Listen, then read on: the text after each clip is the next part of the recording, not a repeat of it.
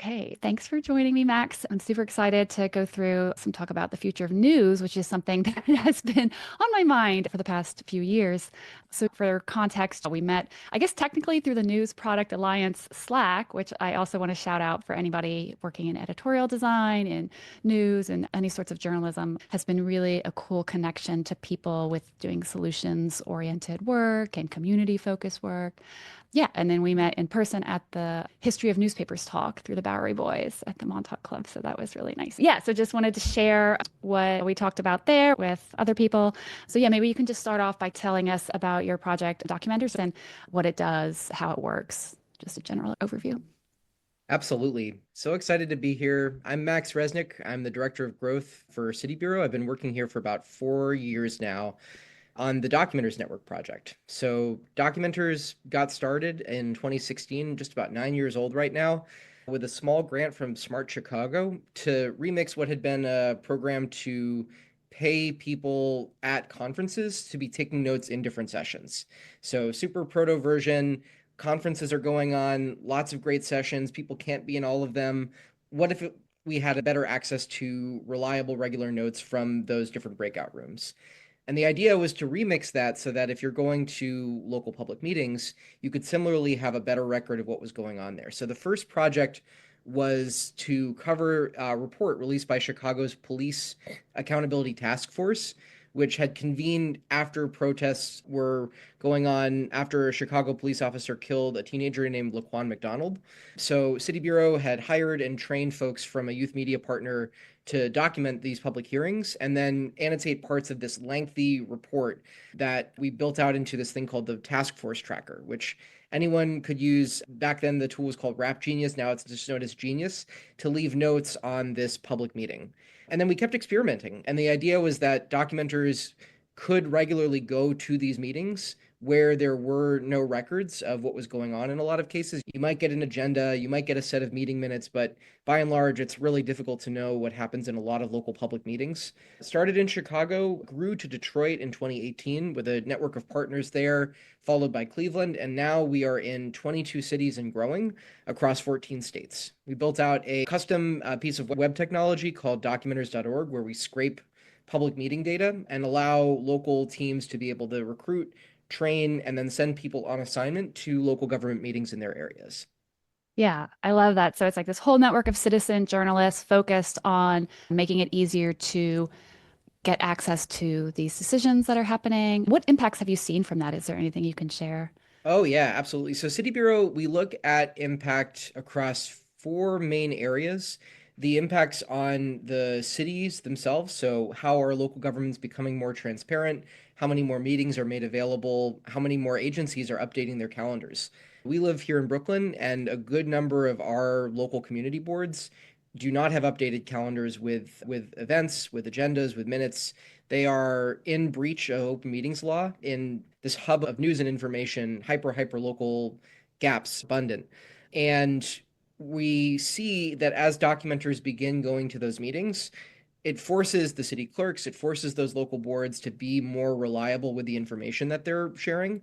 Sometimes just knowing that people are going to be in the room, right? That it's not just going to be the folks who are on those boards, people who have business in front of those boards, but when residents start going, it drastically changes and adds more transparency to what's available. And we've tracked that in cities as small and as large as exist across the network, and it's been incredible to see those changes happen. We also look at the ways that newsrooms begin to collaborate more with community members. Historically, the gaps between journalism and resident were huge, right? Most people don't meet journalists unless it's the absolute worst day of their life. And the idea behind programs like Documenters, participatory media, is to be able to bring people into that reporting process so that they can understand how journalism is made. They can see and get to build relationships with reporters and editors at these outlets and can build those skills so that if they're interested in pursuing a career in reporting or freelancing or potentially in some cases even interested in starting their own news outlets, there's a pathway to be able to learn about that system. Most importantly, we're tracking the impact on documenters, right? How are people feeling more comfortable going to these meetings? How are their writing skills improving? And what do they go on to do after being involved? We have, I think, across the network right now, more than 4,000 people who have been trained. and a good number of them have gone on to pursue careers in reporting. One or two have started their own news organizations in Greater Chicago and Florida. And we've seen folks run for a local office and get elected after getting trained and doing documentary assignments. So there's not a set path that all folks take, but the idea is that by having that training opportunity, having a space to be able to practice and a community to share successes and challenges with, it invites people into thinking about how they can get more involved locally and what skills they might not have known were possible to be able to build on before. Yeah, that was one of the things I found so inspiring because we hear get involved, run for office, but not everybody is cut out for that much Yeah. extroversion and public facing. So I love that it was like, take good notes. Okay, I can do that. And this is true of so many things, right? If I'm looking at the scale of a city and trying to understand even how one particular agency operates, it's stupid complicated. It's difficult to access information, both about what's happening on a regular day-to-day basis, but just the structure of how cities are operating is not the most inviting for residents in a lot of our communities. So by taking these small steps, we're going to go on a field trip to a city council meeting. We're going to take our first set of notes. We're going to read a newsletter that's coming out from these bits of reporting. It invites people to get more involved and to learn more about how local government works and how local journalism works. That's great. And then where does that information go? Are you partnering with different types of organizations? Yeah, so in every single documenter's site, there is a host organization. 9 times out of 10, these are nonprofit newsrooms. So they have newsletter products, they're publishing articles, explainers, follow-ups from the reporting that documenters are doing, but also working through different social media channels to share out quick highlights, overviews, things and opportunities for you to get involved locally following documenters reporting. We've seen some of our newsrooms partner up with national outlets before. In Cleveland, the documenters there worked with the Marshall Project to investigate the judicial system in Cuyahoga County and published this awesome project called Testify, where residents could learn more about how that system worked and also have their experiences reflected in the final product that was created. We also see partnerships with public radio stations. So in Detroit, the Detroit Documenters team every Friday has a civic talk show with the documenter who's a host there. And we've started working with some non-news organizations more recently to be thinking through zines, theater productions, storytelling events. What are other ways that information can flow from these important civic events to people who need that information most? The idea in a lot of our communities is that publishing news and information in an article format is not always the most helpful. So our teams are always thinking about when that information is gathered from a meeting, what is the most helpful way that somebody, if I'm a parent or if I'm a small business owner, how can I benefit from that information? Oh, that's interesting. So are you thinking about photography and video or things like that? Definitely. Documenters in a number of sites have started participating as guest photographers for community events. So being able to add additional paid capacity to newsrooms. All documenters work is paid. Nobody is volunteering their time. We are raising funding in every single city so that people can be paid to do this work. And the teams that are innovating around distribution with social video, with podcast and radio, with audio, with photo, have been doing some inspiring work as well. That's great. I love the rigor and the experience of these media organizations and these journalists. I feel like we have this gap of influencers and people wanting personal connection and people having some suspicion about bigger outlets, but this is finding a bridge between that. So how can people get involved in this? You say you're in 22 cities so far. Tell me a little bit about how that Yeah, works. so if you visit documenters.org, you can see via drop-down menu all the cities where we're currently active. Most of our teams will host either a combination of in-person events for local residents and virtual trainings so that people who can't make it to a library or the newsroom can still have an opportunity to get trained. Right now, our sites do not accept documenters from outside of their regions to take assignments, although we're interested in experimenting to see what that could look like down the line. So if you are in an area where there is a documenter site, definitely sign up for a training and a workshop. Most workshops are about an hour and a half. And even if you don't go on to take assignments, it's a great way to learn a little bit more about how local government works and how local journalism works. And if you are in an area that doesn't yet have a documenter site, but there's an organization, either a newsroom or a community organization that does some great participatory media production, let them know about documenters and we can set up a conversation to see if it's ready to be able to grow to your community as well. Great, thank you. Then, just out of curiosity, as a researcher and learner myself, any pro tips for taking good notes? Any pro tips you can share from the training itself? Yeah, so what helps documenters the most when they're first getting ready to take notes is preparation ahead of time. If you're able to go to a local government website, figure out who's on the board or committee, what have they been talking about during previous meetings, what is the remit of this agency, it makes it much easier to be able to take notes.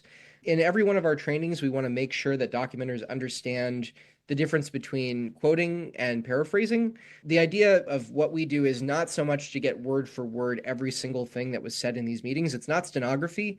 The documenter is bringing their experience as a resident in a neighborhood, in a city, to be able to provide context to the types of topics that are brought up in these meetings. I think one of the things we'll talk about a little bit later is the role of artificial intelligence and generative AI in meeting coverage.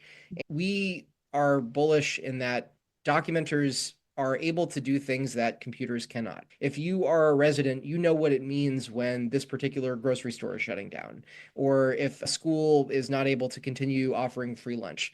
These are things that a computer might be able to pick out and might be able to offer some perspective on, but is not in any way matchable by the local experience of somebody who lives in that community. So we want to make sure that residents are able to go to these meetings, are able to take notes, and are also able to share what their curiosities are. Every set of documenters notes has the rundown of what was discussed, what the votes were, but also has a space at the end of every set of reporting for documenters to raise the things that are sparking interest in them. Why did this particular board do X, Y, or Z thing? Or why is there no funding for this? And those questions for our newsrooms have been the kernel for some great investigative reporting. Oh, I love that, that it's also your chance to have kind of a vote or raise the next step and help. Because we want to make sure that if you're reading these notes or listening to a podcast about a story that's going on in a local school board, it's not that it ends there, right? There are always more local meetings coming up to participate in. And we want to make sure that people who otherwise would never know about these meetings, wouldn't feel comfortable going, have a space to be able to practice those skills and feel welcome in those spaces. Great. So you mentioned AI, and yeah, definitely wanted to touch on that, nerd out on the tech side of this. I've seen good experiments where AI is helping newsrooms, where they're really limiting the training data to very trusted sources, allowing very limited Q&A to answer questions that they didn't necessarily have in an article, but also, of course, a lot of slop being generated, a lot of layoffs happening. So again, really curious about how this human workforce relates to the emerging trends in news media. Yeah, so every Documenter's site has a full-time manager, someone whose job it is to recruit, train, assign documenters, but also to fact check the work as it's coming through. One of the ways that AI has been most helpful for those teams is in fact checking. So documenters will often, especially if they're new, will miss things, right? That come through those meetings. People talk fast. There's a lot of acronyms that are shared, and especially if boards and committees are not used to having residents who don't know what those topics are come to those events, you can steamroll through a lot of the items that would be on a set of agendas. So when managers are fact checking the work that documenters are producing, they'll run the transcripts of the meetings through a transcript generator to be able to track if there were things that were on the agenda, for example, that the documenter just was not able to get down fast enough, or if there was a place where a documenter said, I think we talked about this, but I was confused. There's a space to be able to say, yes, this actually was discussed, or no, they actually did speed right through it. And often what we've seen over time, this is an impact on local government, when a new documenter site spins up, there can be a little bit of distrust between people who are sitting in these boards or committees wondering why these random residents are at these meetings taking notes all of a sudden. But as people do this work over time, we've seen in a number of cities, counselors advising each other, hey, slow down. We see there's documenters in the room taking notes. Help explain what that means so that when they're communicating it with their friends, with their neighbors, through the local news outlet, people are able to better understand what a board or committee is working on. That's great. So, I guess last question is about your vision for this. Where do you see it going in 5 years? How do you see the technical and the human pieces of this changing or growing? Yeah, so a couple of things that we're working on that we're super excited about right now. Many of our communities work are working on building out multilingual news products, especially in cities like San Diego and Los Angeles and places like New Brunswick, New Jersey, where there are growing Spanish-speaking populations and where a government body might be legally required to offer translation or interpretation, but in practice often don't. So we're thinking a lot about how, for non-native English speakers, for folks who need this critical information about housing, about food, about schools, how to be able to make that information available across languages. Our colleagues in San Diego recently built out a whole guide for training documenters in Spanish and how they've been approaching information distribution, which we're excited to share and build out into the platform and make available for other sites down the line. And then on a growth perspective, this last year, we launched our first rural sites and our first site covering tribal government meetings. So we're really excited to see how statewide networks are forming and teams across regions that maybe historically were never served by local news at all are able to have a better, more reliable and regular set of eyes and ears on these local government meetings. We have a big backlog of cities that want to get documenters programs started, and we're excited to be able to bring more of those communities in over the next several years. Great. I love that, especially seeing the decline of some local newspapers. My hometown paper is like this millimeter thick now. So love to see this upswing in new forms of local news, which is so impactful for so many people and a great way to understand systemic stuff. Anything else that's been on your mind? I would invite anyone who's listening to this later on to take a moment and look at what's going on in your local city council. Where are there meetings to attend? Maybe a library board, maybe an education board meeting. Take a friend. They're really fun. They have a reputation of being boring and procedural, but in fact, many of them are high drama. There's lots of interesting discussions and arguments going on, and it's a great way to get to know your city better. I love that. Yeah, maybe that's my new weeknight planner. I saw somebody being like, everyone's wasting their birthday on going to a fancy dinner. Make all your friends go to this library board meeting with you. Yeah, bring a bunch of friends to the school board. Yeah, amazing. Okay, cool. I'll wrap it there. Thanks so much for your time. Super inspiring. Thanks, Erica.